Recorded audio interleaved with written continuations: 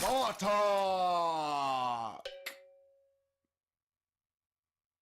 Здравствуйте, comrades. Welcome back to This is Spartak, and today we're up against FC UFA, and I am being possessed by the UFA badge, so anything could happen. The Premier Division, the Russian Premier Division league table as it stands, only ourselves and Sovetov without a loss. Sovetov have scored the most at 21, which is slightly worrying, considering I'd never heard of them before this save. We're up against UFA today. I think UFA is how we say it. Out of 7 games, UFA have won 1, they've drawn 5, and they've lost 1. So not a bad losing record, considering you sit in 10th, only lost the 1. Zenit have lost 2, for instance, putting it into perspective, but they've only scored 10.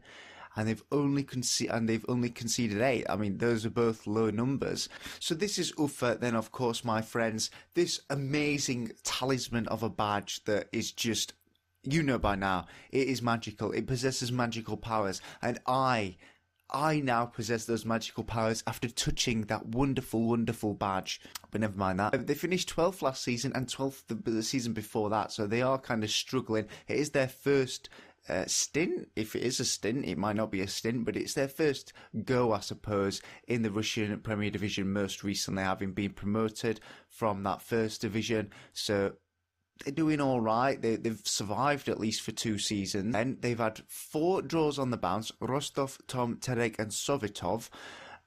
Lost against CSKA, won 3-0 against Zenit, so that's a bit of the magic going on there. Only got a draw against Amkar. They really should have got the win there, and 3-1 win in the Russian Cup 5th round against Yenisei, which is expected because they're a first division. Oh my God! Look at that! I mean, up until 2008, it looked fairly normal, but oh my God, what on earth went on? Something weird has gone on there, and they've done all right. Only lost against CSKA, which is not something to be ashamed about, and their only win has come from Zenit, so that kind of equals that out. But should have got perhaps the wins against maybe Amkar, definitely, maybe Tom. They sit in 14th, so yeah, that could be definitely been a win for them. But they might not have the chance to come back and win us today. Hopefully, fingers crossed. But 39-year-old, I think this is the youngest manager we're up against so far, 39-year-old Belarusian Viktor Goncharenko. He loves to play a 4-2-3-1 wide with the DM, with 2 DMs, so that's okay. We've gone up against those 2-3-1s before, so hopefully he's got an attacking direct style of play, so we have to be wary about that counter-attack, especially if it's a direct style of play. They're not going to dilly-dally around once they've won the ball in that centre of the park with their 2 defensive midfielders. They're going to try and play a very direct style of football, try and get the ball up to their 4 strikers, essentially 4 offensive players. But playing mentality is adventurous. I don't really know what that means, but I'm always a bit curious and worried about it. Does it mean he's prone to change it up quite often to be adventurous or try something new? I don't know. He tends to and tends not to, or none. We see there before UFA manager, he has been managing a few clubs despite him being 39, which is already quite young, I would have thought. Only 5 years as a player, so that's unusual. And then straight up in under 18s, a coach for Belarusian side, basically, and manager for them eventually for 6 years. So that's not bad. And he must have been really young there in 2007.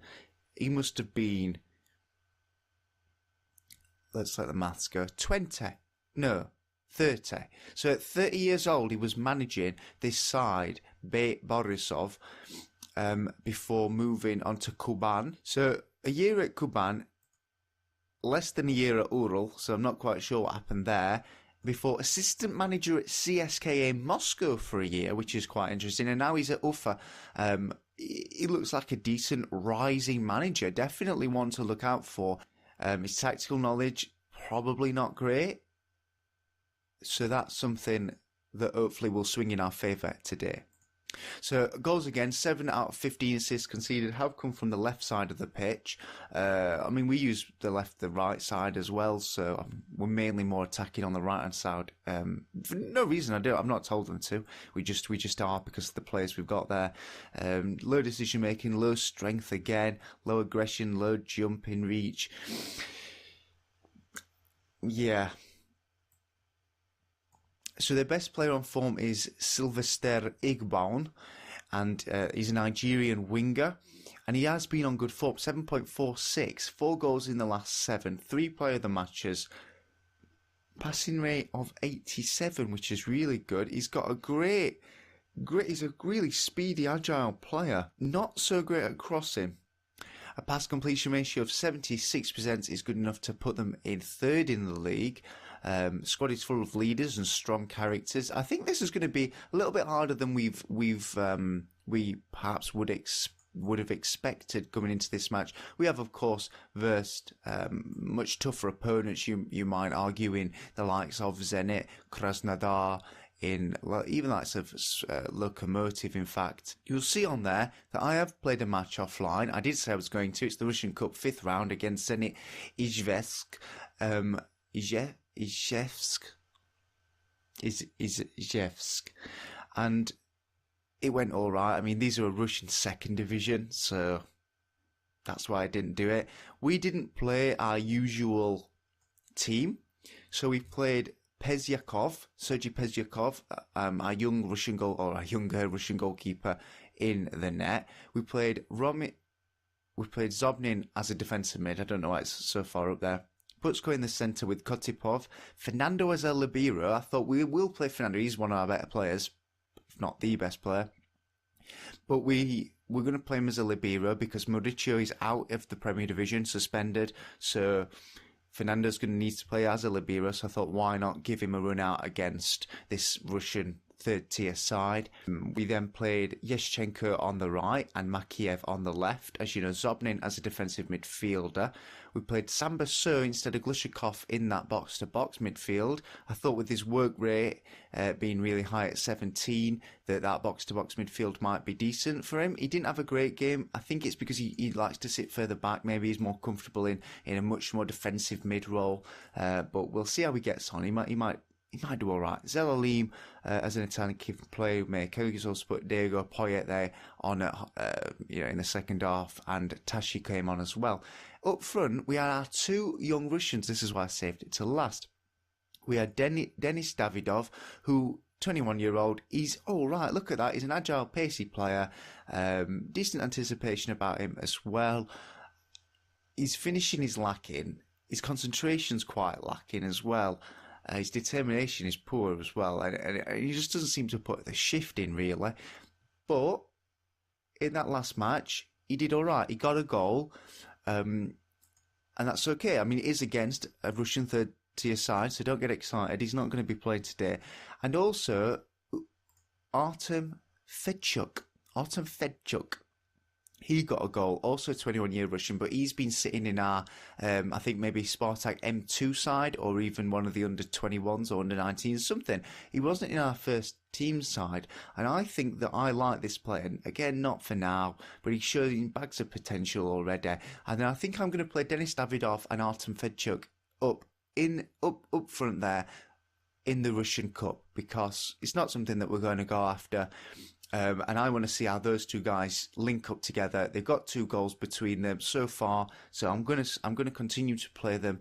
And yeah, it's going to be the Russia Cup's going to be a little bit of more of a youth thing with Zelalim playing as well. I know he's not ours technically, but I'm just going to stick some of the younger kids out, some of the players that don't otherwise get time on that pitch.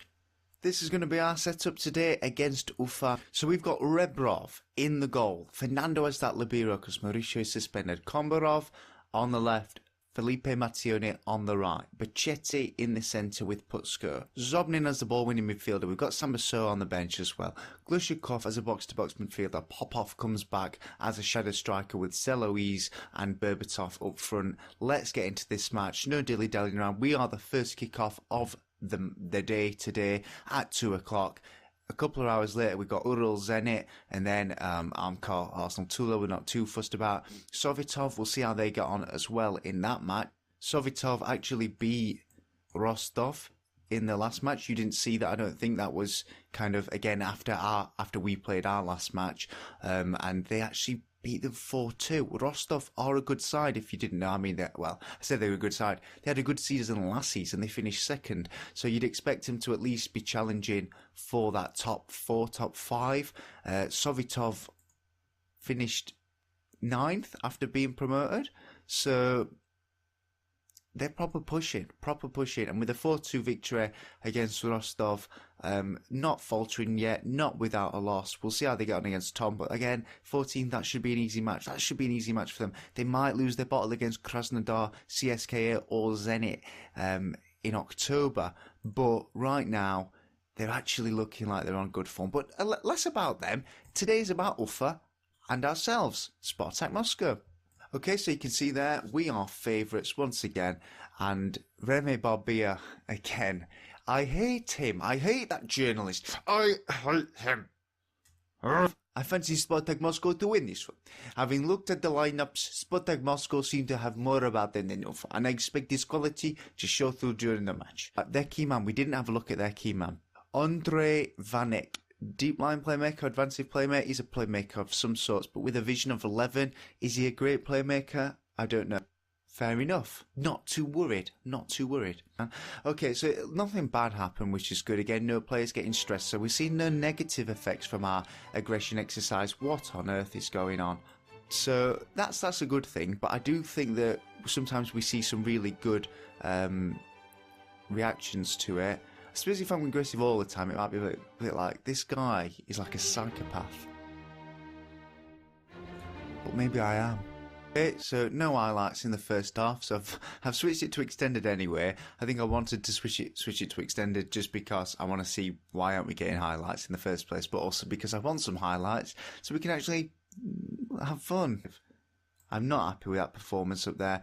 Some of them look fired up. The likes of Popov and Berbatov are having a shocking match. So let's see if we can do something. I'm going to switch it down just a little bit more. Fernando Bacchetti then. What can we do? Kombarov.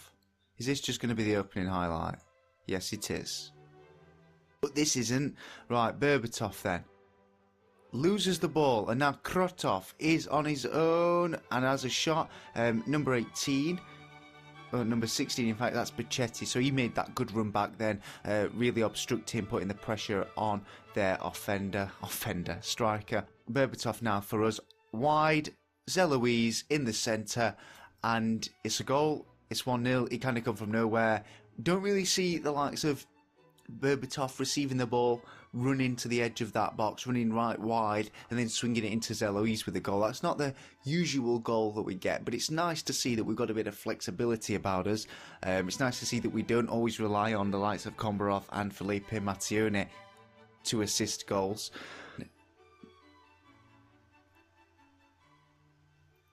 Job done. I needn't say anything because it's beautiful.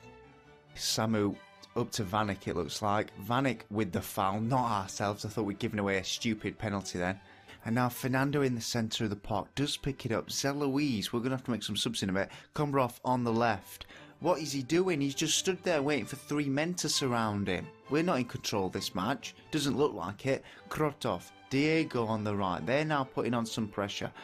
I wouldn't be surprised if they scored here, but Putsko does make a lovely, lovely challenge. And Berbatov straight off with the ball. Popov in that shadow striker role finds himself one-on-one with the goalkeeper, with UFA's goalkeeper, but doesn't account to anything at all. We're going to have to do some subs, but we're just highlight after highlight right now. No highlights in the first half. The teams have finally begun to just wake up and do something, actually play football. Popov to Berbatov. Kombarov. Swings it into Berbatov, or is it Popov? It's Popov actually. Popov. You're all thinking, whoa, whoa, whoa. What about Russian word of the day, Dan? It's 66 minutes. It's here. Gorozhnya. I think that's it. Please do comment below if you're Russian and I have butchered it. It is the townspeople. That's what it means. It means townspeople. What are you on about, townspeople? Well, I'll tell you what I'm on about. UFA, they are the townspeople. I don't know what that means and what that insinuates. Yeah, townspeople. That's it. I'm not running out of Russian words, by the way. It might seem like I am. I'm just trying to make it relevant. UFA, they're called the townspeople. I thought, townspeople. I mean, then if they were called something more interesting, then you might find it more interesting. But they're not. They call the townspeople. So we're up against the townspeople. So we're going to serve the townspeople some meat today. That doesn't even sound threatening or anything to do with football. Krotov for them finds, is that Stotsky on the right? Zasiev. Sly? Is that? Samu is in. Oh! Okay, Bachesi with the clearance. Diego for them. Kombarov like a wall. No Donald Trump impressions. Not yet. Not yet. We'll save them for later on in the series.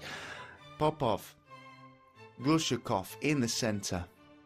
Berbatov. What can he do? He loses it again. He's lost it so many times. I've told the players to play defensively. It looks like they're playing exactly the same as they have been doing. And they're hitting us on the counter every single time. They've had 13 shots to our 7. They're actually also winning on possession now. They're proper up the ante. We can't continue to play like this and expect to actually win the league. Oh, they've made a mistake now. Berbatov is in. Maybe we can. Maybe we can. Maybe we just have to rely and force mistakes on the opposition, because that was horrendous. When you put Berbatov in a position like Kombarov, basically whacks it, it's Sly's head, and it goes straight into Berbatov, who finds himself one-on-one with the goalkeeper. Again, our two strikers are larger than their defenders. There's a presence there. We've got giants. We are giants. Samu. Sukov. With a belter. What a belter. Fernando is looking absolutely whacked. Ronaldinho's coming on because I want him to. I'm the manager. I don't need to give you a better reason than that sometimes. Sometimes I will. Sometimes, because I want him to, it's all that you should require. Zeloise just loses it. It's an absolute... I think what it is that they've congested that kind of central area, that when we do try and play that short passing, patient football, and we do find ourselves there, it's just too hectic. We can't. You can't sit there with the ball for too long without. Oh, I'll stop there because I really want Ronaldinho to get his free kick goal, but he's not. But yeah, I think that's why we've looked congested. We've lost the ball quite a lot of times, just at the edge of their boxes, because they've got a lot of men there. We've not actually been using the wings as much as we usually do, and we've not been playing any different really. It's just wingers, for whatever reason, haven't really been making themselves see a lot of the ball. If you have a look at the stats, it looks like it was pretty much an even game, and maybe it was, but they just don't have the quality, it seems. I mean, when you've got Berbatov, he's got 2 key passes, 7.8 rating, he's got a goal and he's got an assist. You think, yeah, is there a player that stands out for UFA? No, not really. So we, of course, beat UFA 2-0 in a nice, impressive display. We didn't concede any goals once more. So that's good. We're good at not conceding against Russian sides. In the Euro Cup, a little bit different story, but only one conceded so far, and that was against Krasnodar. Zenit with a 1-0 victory against Ural. Nothing to shout out about for them though. Ural sitting in 15th. Arsenal Tula 4-1 against Amkar. Again, good. They should be. Amkar sitting in 16th. Tom with a 2-1 win against Sovitov means Sovitov have finally lost. And actually to lose, I didn't think that they were going to lose that game. So their luck has run out, because of course I do think they've been a bit lucky to sit where they have, to have that record. You didn't really expect them to have it. They're a bit of the underdog, I suppose, in this whole race. I suppose we're the underdog really, but they are like the underdog. Yeah, now they've finally lost. So still 22 goals is the highest in the league. So we'll see. They might actually get a good finish overall. CSKA Moscow didn't play. Krasnodar played tomorrow. So they could indeed go 4th. But as like I say, CSKA, for whatever reason, they're not playing for a while. So they're going to have a game in hand, I think, in the next few weeks. So yeah, if CSKA get a win, then that's going to put them at 17 points. Same as Sovitov. but unless they beat whoever they're up against substantially, they're not going to leapfrog them just yet. But Zenit are putting the pressure on. They are just 2 points behind ourselves, 10 goals behind us though, because they've conceded 10 more. Simple as that. So if you have a look, in the past month, September, we've only conceded 1. We've scored more than 1 a game. We're on good form. We are on good form. But we're going to be here next time for the match against Odd. We're going to welcome the Norwegians to Russia, and we're not going to welcome them with open arms. We're going to welcome them with fists. Oh God, I can't believe I just said that. I'm not advocating violence. I'm just having a bit of fun. Okay, so Odd, next time, I hope to see you guys there. We are favourites. We, of course, did beat Young Boys in the Euro Cup last time round. So, yeah, we've got Odd and then Inter. So we need to get all the wins and all the points we can do before we actually go to the San Siro. Yeah, I'm a bit scared. Don't tell anybody. So we'll see you next time for Odd. Please like the video, subscribe if you're new here, and comment if you've got anything to say. Share, as always, with anybody that you might know that you think might be interested in this kind of content. That is a sentence that I usually say that better, don't I? Anyhow, I shall see you next time for the Odd match. It'll be odd. It might be not odd. It might be the least odd of these episodes, because some of them have been pretty odd. And maybe ironically, the next episode against Odd will just be normal. So, I shall bid you farewell, guys, and until next time, das Vidania.